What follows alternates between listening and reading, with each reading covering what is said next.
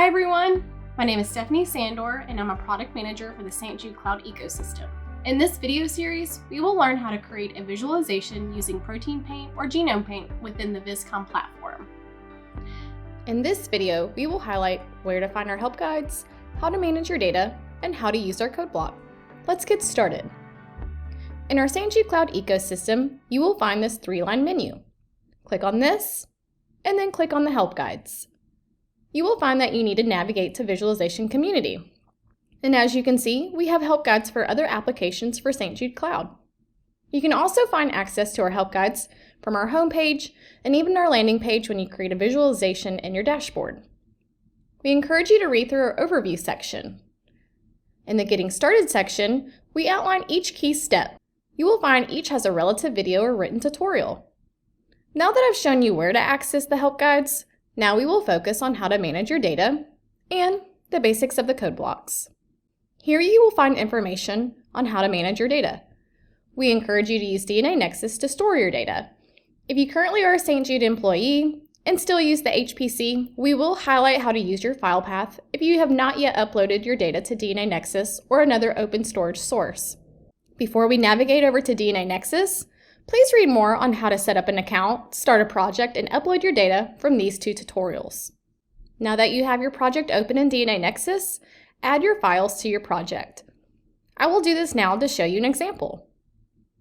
Once you're in the project of your choice, you can add, upload data, and then select the file from your desktop by dragging and dropping. You can also auto-import from the HPC by following the tutorials I previously outlined.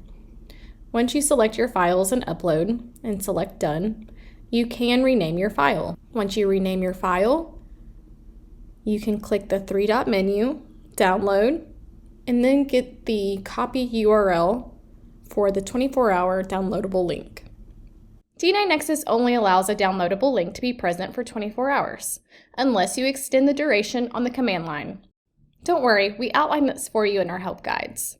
Let's find our 24-hour link. This is useful for testing the viz editor or showing a quick visualization. In order to extend your downloadable link, open a terminal on your Mac or PC. On a PC, click Start and search for Command Prompt. Alternatively, you can also access the command pressing Ctrl-R. Then type in CMD and click OK. For a Mac, open your Launchpad or Ctrl-F and type in Terminal. Now that we have our terminal open, we need to install DNAnexus at the command line. Type in Ep.3 install DXPY. We do need to get a token by logging into DNAnexus, so once you log in, navigate to your profile icon. Select Profile, and then API token in the top nav bar, and select New Token. There's going to be some basic fields that you need to fill out. On the command line, we can now type DXLogin-token, and copy and paste your token here now. You can select which project you would like to view. If you're not sure where you're at in the DNAnexus command line, you can always type in DXLS. So I'm going to type DX make_download_URL, my file name, -duration 100Y for 100 years. This is the URL that you will need for VisCom's keys. If you're a user accessing the file path from the HPC, scroll down and follow these instructions to log in. Once you are logged in, navigate to this directory. Create a new directory and copy your files. Our viz editor only needs to know the path after being in the TP directory. So for example, if you have tp/steph/folder/test.txt, then you only need to add the steph folder text.txt path for the file key. Now let's discuss our code block library. As you learned in our last video, each track and app have a Run Protein Paint command. Tracks have the user interface, but if you toggle to the code editor, you can further customize, whereas all apps are only supported by the code editor. Each track or app have static code blocks that our viz editor runs in the background. Therefore, if you want to use our code editor, then you will need to use JSON. For each tracker app, we have a specific code block you can copy and paste. These are also the pre-filled examples you see from selecting a tracker app in your dashboard. Each of the tracks or apps will give you a curated visualization, a definition of the tracker app, the Protein Paint Google documentation, as well as warnings to remind you about the downloadable links or the files being in the TP directory. Please note which lines may need your specific parameters, such as the genome, the name of the track, and even your file or URL keys. This means some of the tracks like this one need a URL and index URL.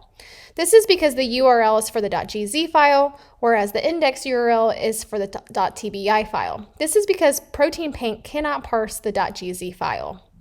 Lastly, if you have your files in the TP directory, be sure to copy only after the TP directory. So for example, if I have TP/Steph/folder/my files, then I only need to have Steph/folder/test.txt. We have completed learning how to create a template, copy a code block, and learn the basics of it, update the customized parameters to locate your data, and now we can save and render the visualization.